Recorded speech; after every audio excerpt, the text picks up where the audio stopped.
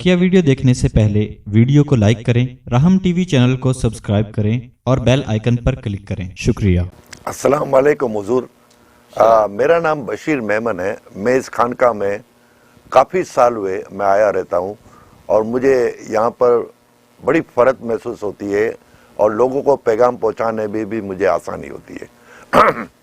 हुजूर, सवाल ये सबसे पहला सवाल कि कोई बाप इरादा करता है हज करने का और वो इरादा करता है कि चलो मैं अपनी ज़ौजा को भी हज पे ले जाऊं।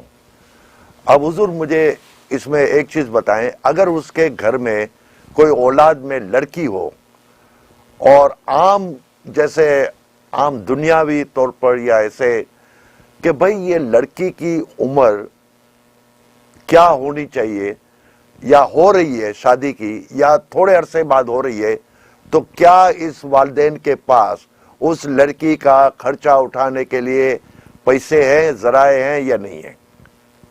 इसको आप हदीस और इसकी रोशनी में मुबसरा कराएं। और दूसरा सवाल जो बहुत ही मुख्तसर है वो भी इसी सिलसिले का है, लेकिन ये ए की तरफ जाता है, वो बी की तरफ जाता है, बीच में पॉइंट सी एक ही है। वो ये है कि एक मर्तबा सुना का मतलब दुनिया में तो बहुत सारी लोग सुनते हैं। सवाल पैदा ये होता है कि आपकी जरिए से ये हदीस कुरान जो है उसके जरिए से ये क्या कहा जाता है? कहते हैं कि अगर एक मर्तबा आपने उम्रा कर लिया तो आपको जिंदगी में हज करना लाजिम है। क्या हुजूर ये बात सही है?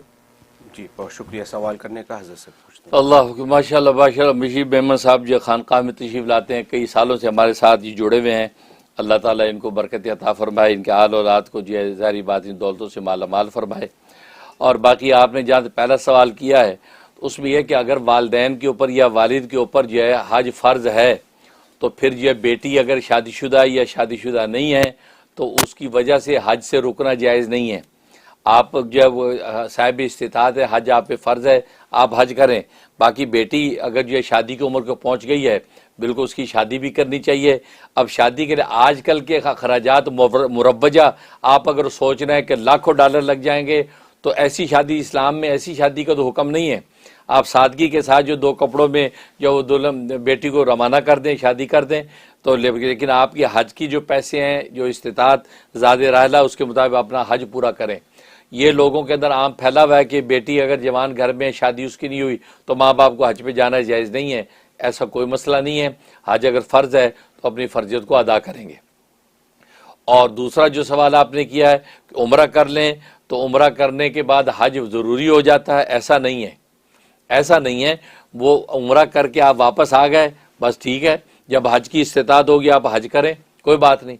लेकिन ये उस वक्त होता है कि जब आप उम्रा करने गए और उम्रे के बाद आप वहीं पे हैं, यहाँ तक कि अशुर हज शुरू हो गए, हज के महीने शुरू हो गए, अब आपको फिर जो है वो हज करके आना चाहिए, हज करना चाहिए।